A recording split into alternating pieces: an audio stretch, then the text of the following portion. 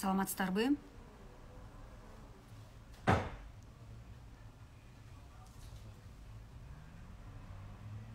Азыр биздин түз эфир бөлмөбүз толгуча. Биз азыр спикерибизди да чакырабыз.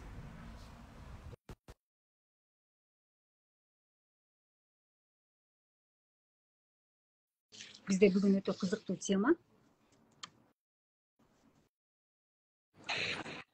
Саламатсыздарбы?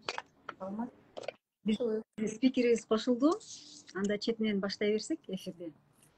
Азыркы кезде маалымат технологиялары өнүккөн сайын бизде төлөм системасы дагы өнүгүп жатат. Эгер мурун биз жөн эле кагаз акча менен гана төлөп келсек, азыр нак эмес төлөм дагы көбөйдү.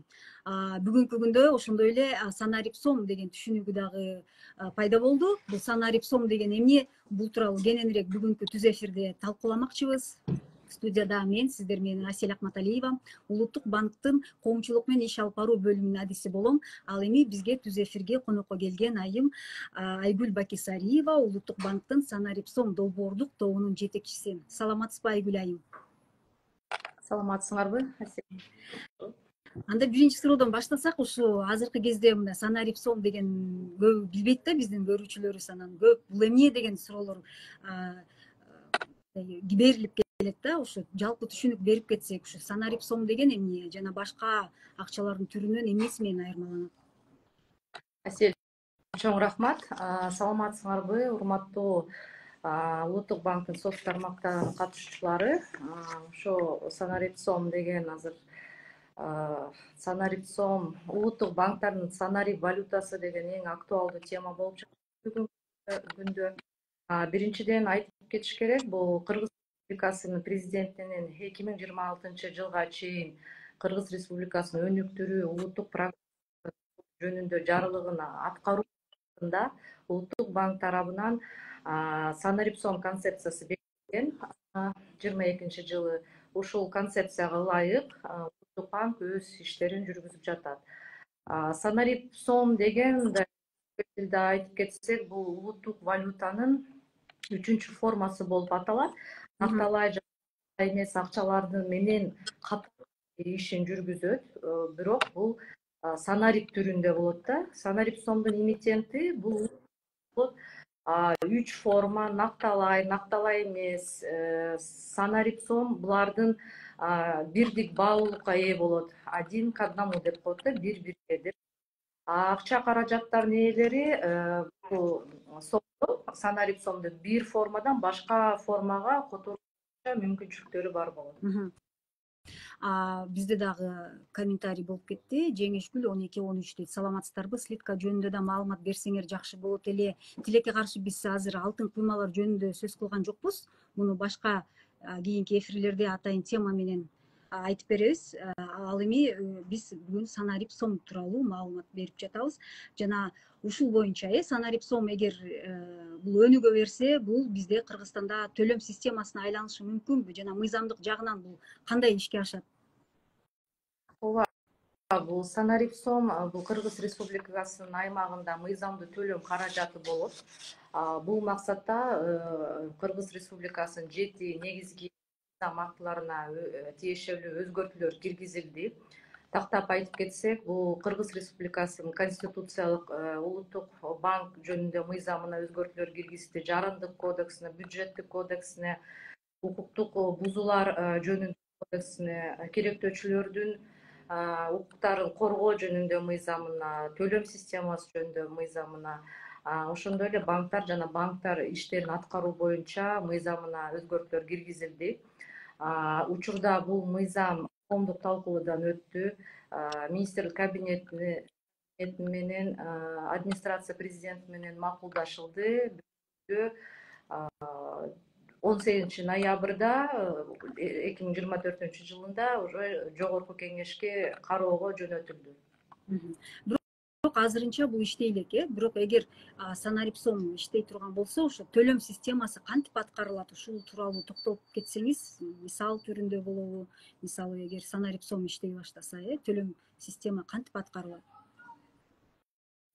Бул мыйзамды айтып кетсек, өзү биринчи 2027 жылдын 1 январына күчүнө кирет. Айтып кеткендей эле бул үчүнчү форма акча, накталай эмес акчалар менен катар менен жүргүзүлөт. Бул Санарип сомду атайын платформада Улуттук банк бул платформанын ээси болот. Платформада ошо Санарип акчалар чыгарылат. Эмитент, Санарип сомдун эмитенти деп айтып кеткендей эле, ошондой эле биз банктарды Санарип эсебин ачабыз. Андан кийин Санарип кошелёкторду, капчыктарды банктар өздөрүнүн колдонуучуларга ачып, кадимкидей акча жүргүзгөндөй эле ошондой эле төлөмдөрдү жүргүзө беришсе болот. Бирок ошол ячейка деп атасыздар да, ошону ачканда кандай болот? Ар бир адамга өзүнчө ачылабы же банктарга ачылабы? Кандай болот ошол нерсе? Буякта өзүнүн технологиялары бар. Бул технология боюнча банктар Санариптик эсептери ачылат. Биз банктын кайрылуусу боюнча биз аларга Санарип сом чыгарып беребиз. Банктарга кардарлар кайрылса, Санарип кошелёкторду ачып, өзүнүн атайын идентификация, верификация деген талаптарды алып, Санарип капчыктарды ачып, ошондой эле кадимкидей эле төлөмдөрдү жүргүзө берсе болот. Анткени биз Кыргыз Республикабызда өзүбүздүн бирдик QR код да бар. Ошол жагынан дагы ошо инфраструктураны да келечекке коюп, ошо инфраструктураны да кылганбыз. Ошон үчүн биз ойлойбуз, бул Санарип сом кардаш мындай эч кандай оорундук бербейт депчи. Демек, Санарип капчыктарды ачуу бул банк тарабынан жүргүзүлөт. Улуттук банк көзөмөлдөө боюнча иштерди жүргүзөт банктардын үстүнө.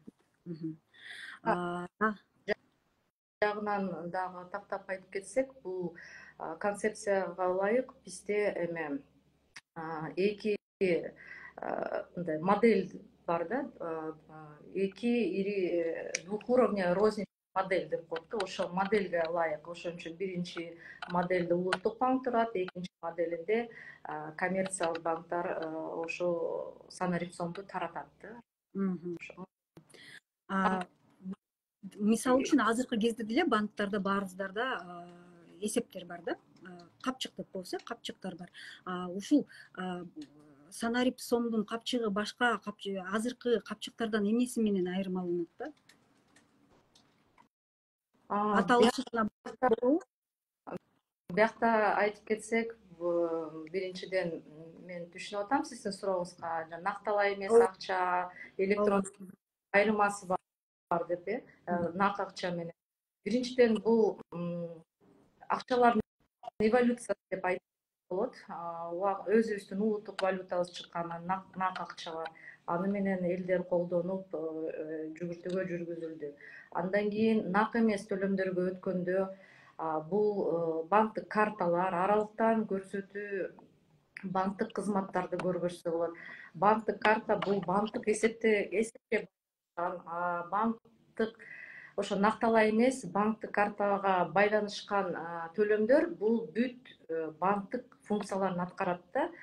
Эсепти чогултуу, кредит төлөө, кредитти дагы банктык картага которсо болот. Электрондук капчыктар, алар кичине алардын функциясы башка. Аякка акча чогултса, мындай кредит алса болбойт. Анда өздөрүнүн ар бир электрондук капчык, накталай эмес акчалардын мындай өзүнүн мыйзамдык түрү бар да. Анан технологический түрү да бар. Ошон үчүн ар бир процесстин мындай, кандай айтып кетсек, накталай эмес түрдө банктык эсепке байланыштуу эсептер ал чоң функционалды аткарат банк жактан. Электрондук акчалар бул жеңилдик берет. Аны да аралыктан көрсөтсө болот. Бул дагы бир төлөмдөрдү жүргүзүү боюнча анын дагы бир өзүнүн функциясы бар, анын өзүнүн эрежеси бар. Санарип сом бул биз эмиссия кылганда бул дагы азыр мындай кички бөлүмдөр менен ишке ашырылат да. Биринчи бир кардарга төлөмдөр болот. Анан ошондой эле мамлекеттик социалдык тармактар менен иштер жүргүзүлөт.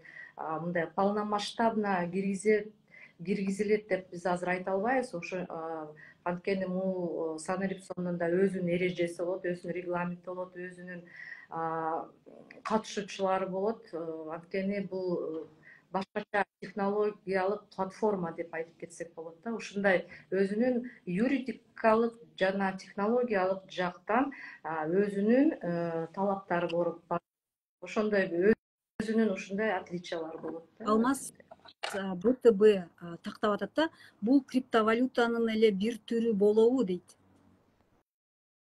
Криптовалютанын бир түрү эмес. Буну айтып кетсек, криптовалюта бул мыйзам чегинде виртуалдык активдер боюнча мыйзамын тактасак, бул децентрализованный системада мыйзамында жазылат мындай да. Децентрализованная система деген эмне? Аякта эмитенттер, жеке адамдар жана юридикалык адамдар бар да. Көптөгөн адамдар өзүнүн криптосын чыгарат. Бул биз система CBDC деген ошо санарипсон, бул болсо централизованный система, улуттук система. Биякта улуттук банк эмиссия кылат жана өзүнүн кетмесин алат да, ошо акча чыгаруу боюнча мындай как гарант деп айтып кетсек болот. Ошондой эле бул көп ойлойт блокчейн, анан мындай бөлүк реестрлер менен иштеп кетсек болот депчи. Платформа, көптөгөн платформалар бар блокчейн, бирок улуттук банк буну ишке жүргүзүү боюнча закрытый мындай көзөмөлгө алынган криптозащитный жагынан карап платформаны тандап ишке жүргүзөт да. Анан ошон үчүн криптовалютаны биз бул системада биз карабайбыз. Же устрисия. Как скажется на банковскую сферу то, что Бакай-банк запустил свою процессинговую систему. Уважаемые наши пользователи, мы сейчас говорим про цифровой сон. И прошу тоже задавать по теме вопросы. И кыргыз тилинде азырынча дагы 15 убактыбыз келгенде орус тилинде улантабыз да. Биз эмне үчүн өз санарип валютабызды иштеп чыгууга аракет кылып жатабыз? Асель, рахмат сурооңузга. Бүгүнкү күндө дүйнөдө 130 ашуу мамлекет өз санарипталарын түзүү боюнча иштерин жүргүзүп жатат. Ар бир өлкө өз моделин, ар бир өлкө өз ар кандай этаптарда бар да. Анан санариптештирүү доорунда биз да даяр болушубуз керек.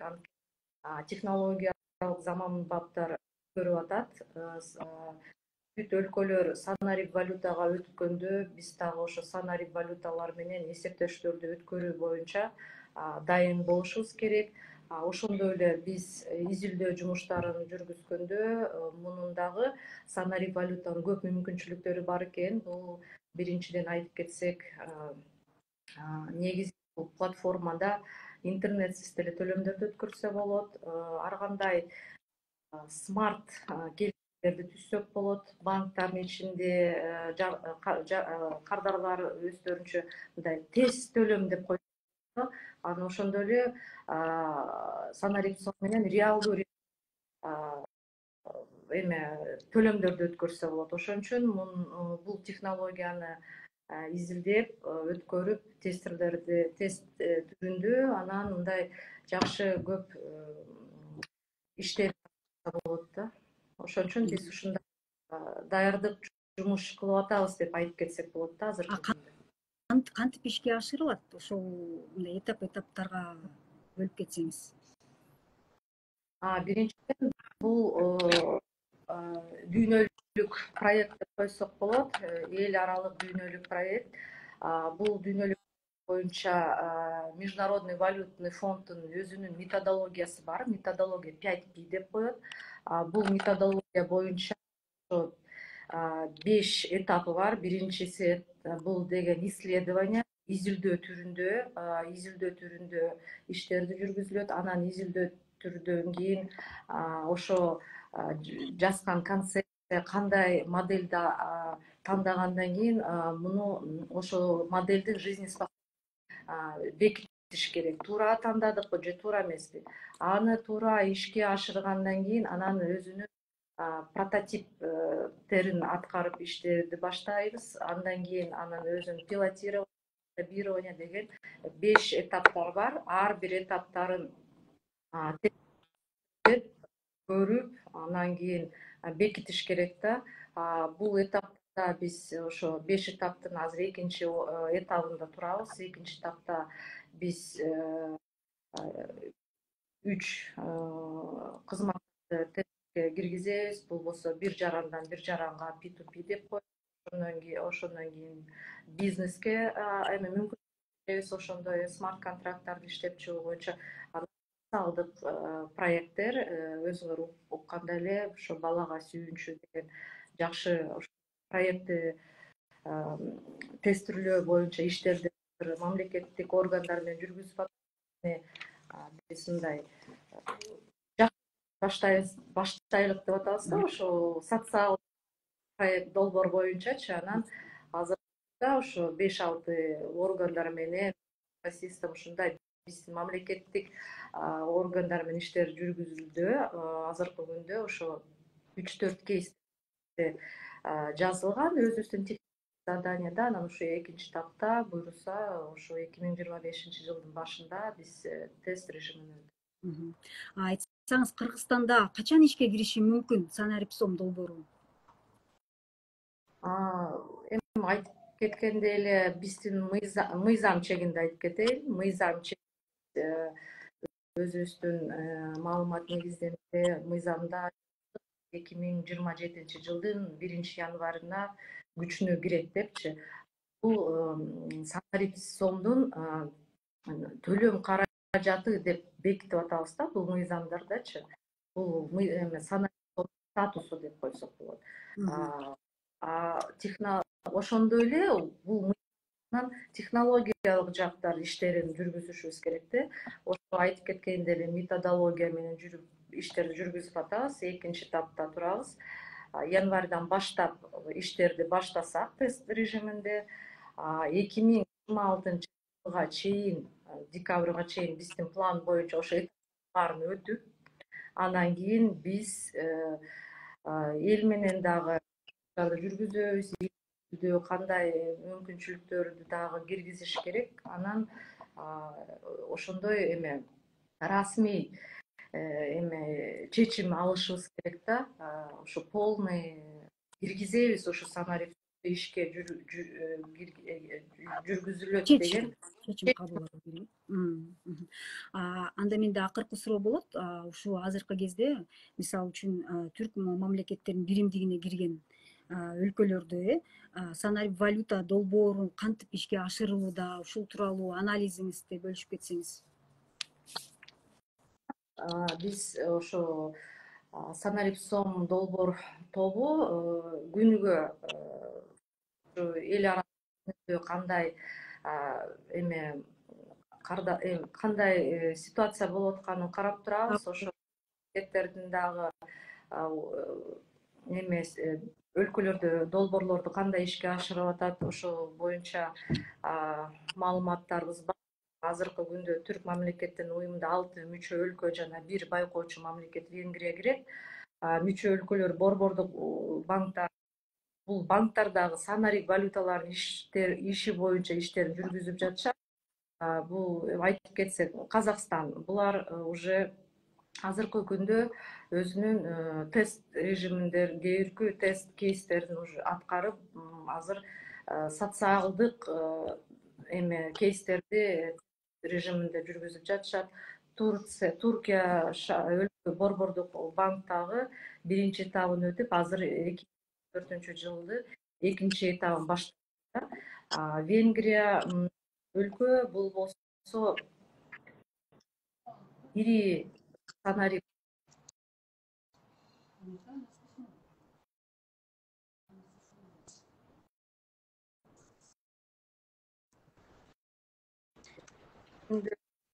булардыкы дагы азыр тест режиминде деп айтып кетсек болот да. Официалдуу расмий жагынан бул чечим булардыкы да кире элек. Узбекистан менен Азербайджан азыр изилдөө этабында турушат. Анан Кыргызстанды айтып кеткендей эле биз экинчи этабына өттүк деп айтып кетсек болот. Рахмат. Негизи эле бул тема кичине жаңы болуп атат окшойт. Биздин колдонуучулардан да суроолор, пикирлер аз болуп атат. Анда биз четинен эфирибизди расмий тилде улантсак. Уважаемые пользователи нашего нашей инстаграм-страницы, мы продолжаем наш прямой эфир на официальном языке. И говорим мы на тему цифровой СОМ. Гость нашей студии Айгуль Бакисариева, руководитель проектной группы «Цифровой СОМ» Национального банка. И первый вопрос. Расскажите, что такое цифровой СОМ и чем она отличается от других валют, денег, которые мы используем на данный момент? Добрый день, уважаемые слушатели официального сайта Национального банка. Спасибо большое за вопрос, за приглашение.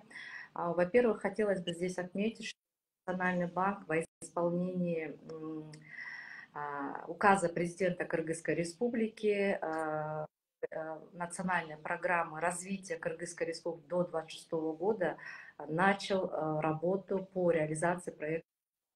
Для этого Национальным банком, постановлением правления Национального банка 2022 года была утверждена своя концепция цифрового СОМа. В рамках этой концепции прописаны, утверждена модель, реализация, да, все наши действия, которые мы сейчас исполняем, да, проводим все подготовительные, переходные работы.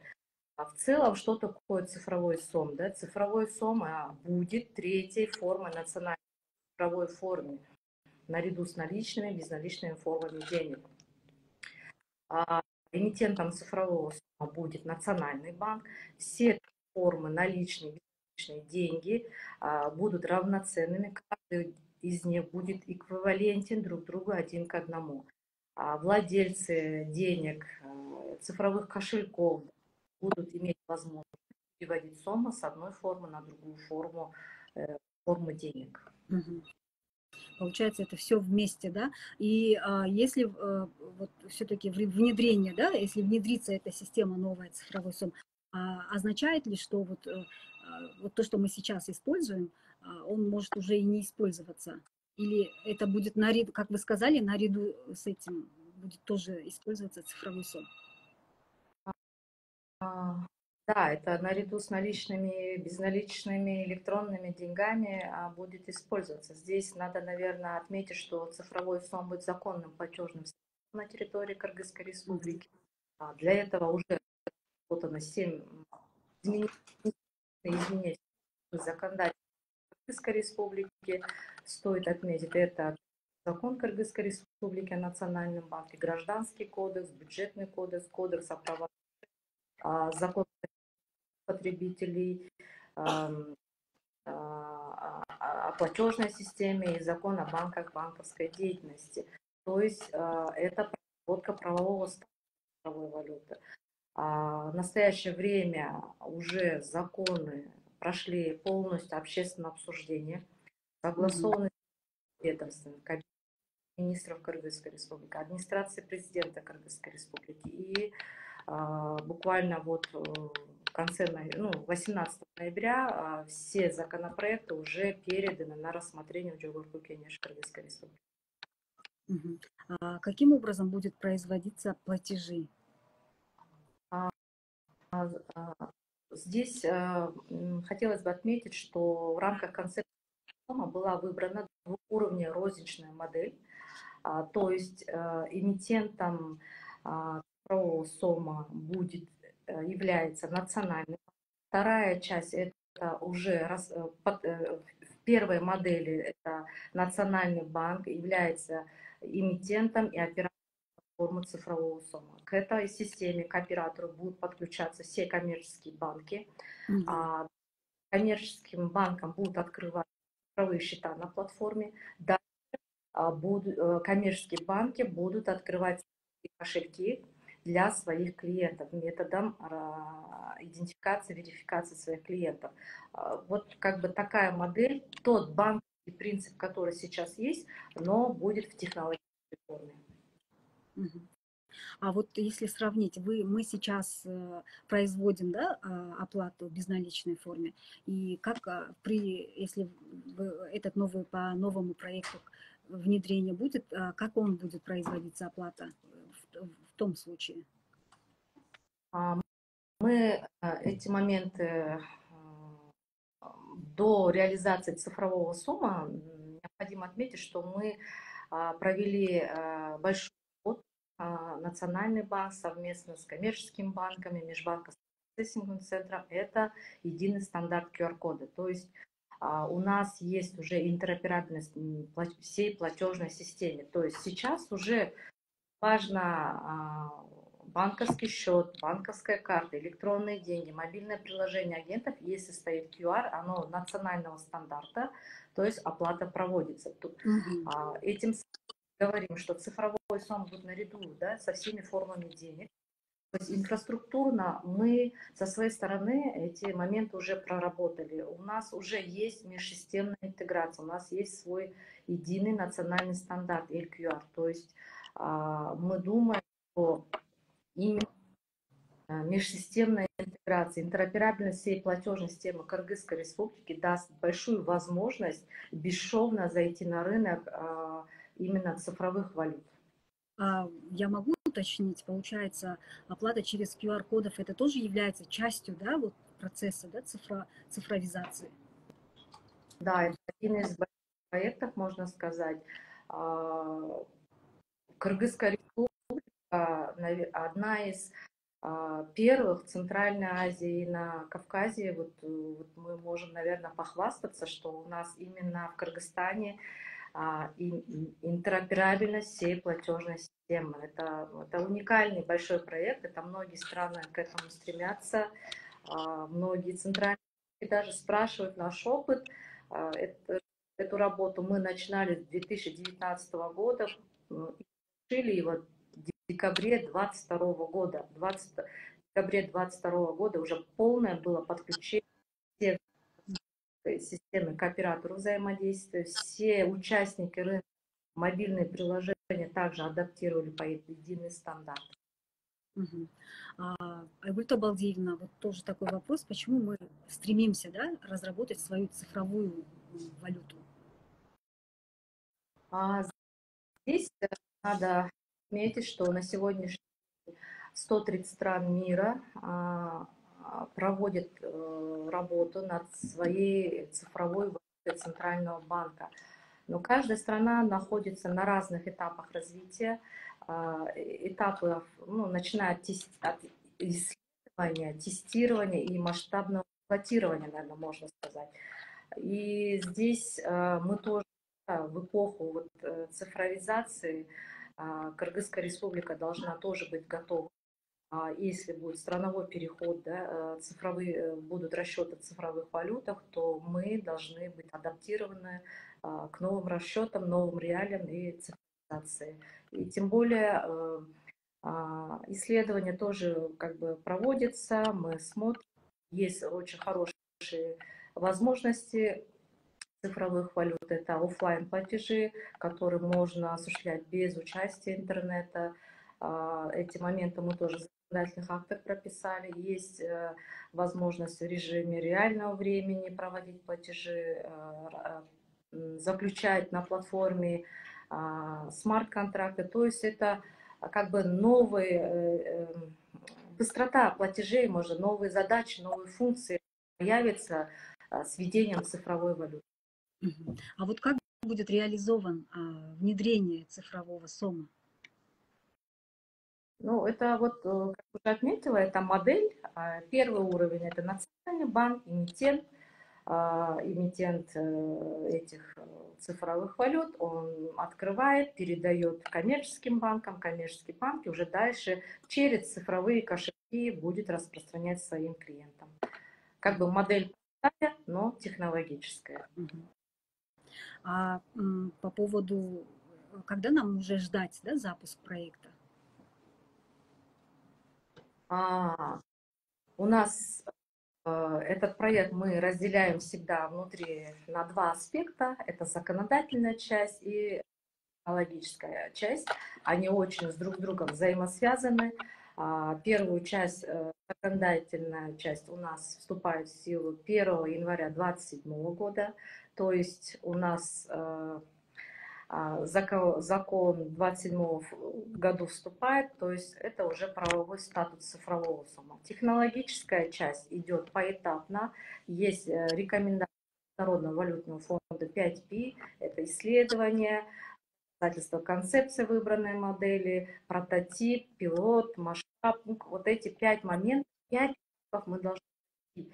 И то, что мы прописали в своей концепции.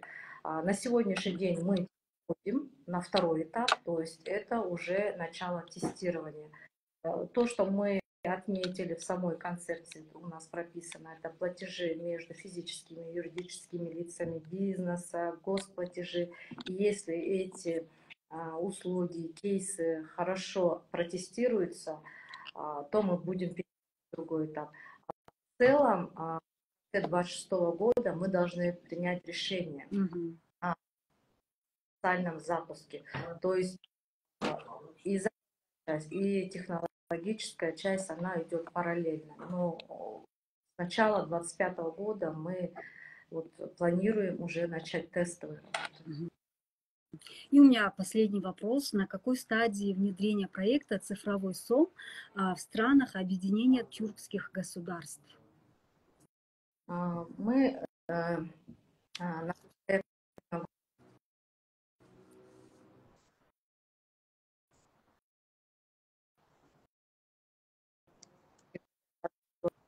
года тоже CBDC трекер, и нас тоже уже многие страны уже публикуют в CBDC трекере, если поискать, он тоже есть. И вот по странам, да, мы тоже смотрим, сотрудничаем, даже можно сказать, да, это Казахстан, Турция, Венгрия, Узбекистан, Азербайджан, да, у нас есть определенные работы с ними.